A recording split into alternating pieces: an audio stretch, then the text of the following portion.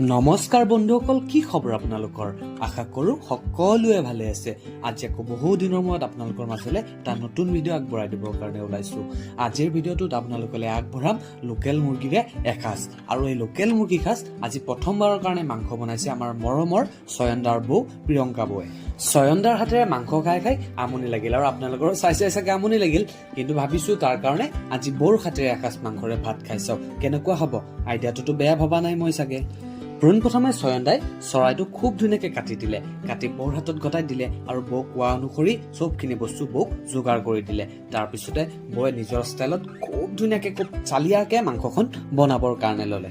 আমাৰ সকলোৰে মাজত এটা ফেমাছ বেমাৰ আছে, সেইটো হৈছে গেছ। যি খালেও আমাৰ গেছ হয়, কিন্তু আজি বৌয়ে মাংসখন একদম গেছ নোহোৱাকৈ বনাম বুলি কৈছে। মানে বৌয়ে আজি কোনো ধৰণৰ মছলা, মানে যিবিলাক আমি দোকানত কিনিবৰ কাৰণে পাওঁ সেই মছলা ইউজ নকৰোঁ বুলি কৈছে।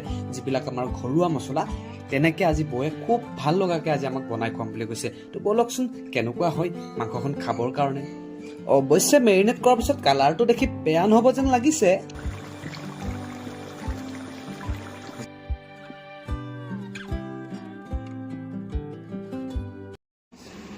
এতিয়া আমি খাবৰ কাৰণে লৈছোঁ খুব ধুনীয়াকৈ লোকেল মুৰ্গী।